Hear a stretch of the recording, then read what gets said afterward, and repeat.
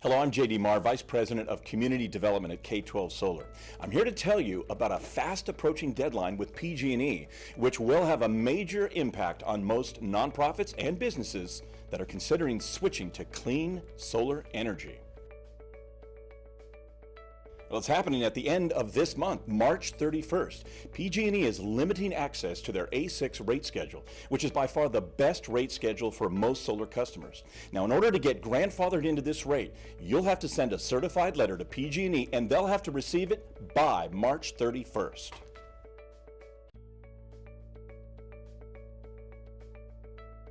Well, they might still save money by going solar, or they might not. But without the A6 rate, their annual savings will probably be a lot less than what it would be with A6. Most likely thousands of dollars less, and tens of thousands depending on how high their bills are.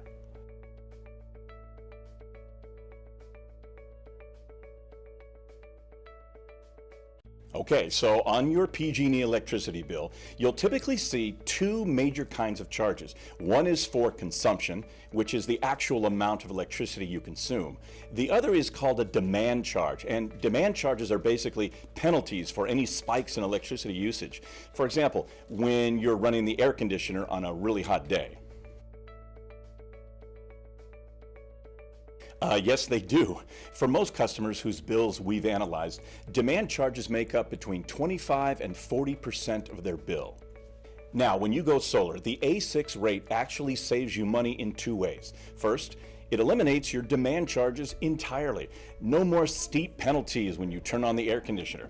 Secondly, the A6 rate helps maximize the energy credit that you get from PG&E for going solar. To explain that, I'll need to give a little background on something we call net metering. Once your solar system is interconnected to the PG&E grid, you can benefit from something called net metering. This means that when your solar system produces more power than you need, that power gets sent right back to the grid.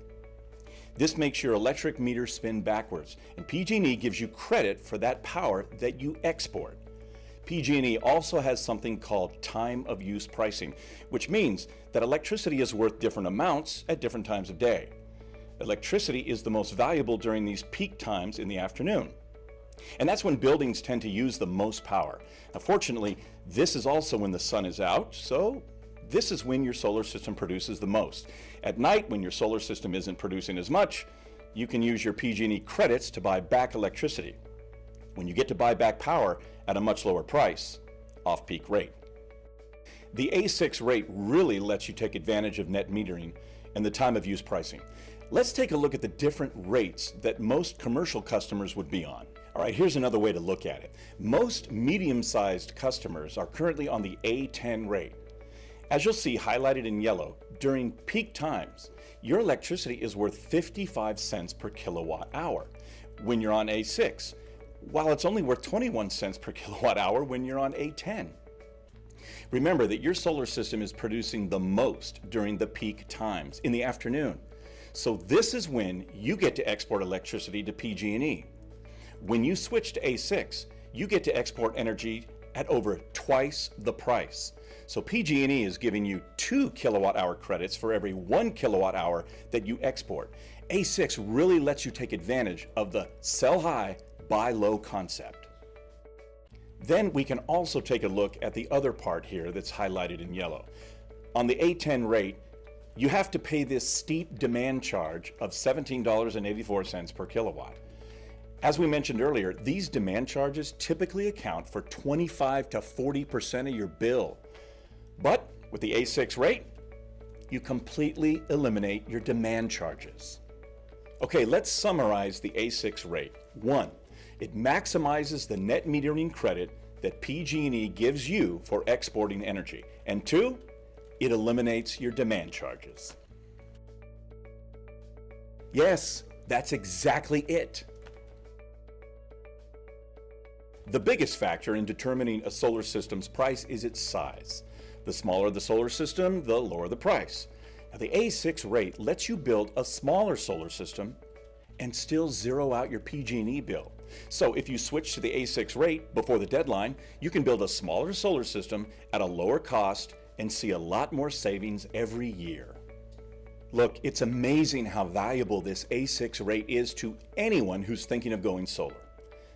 And no wonder PG&E is getting rid of it, since we can see how it would just eat up into their profits.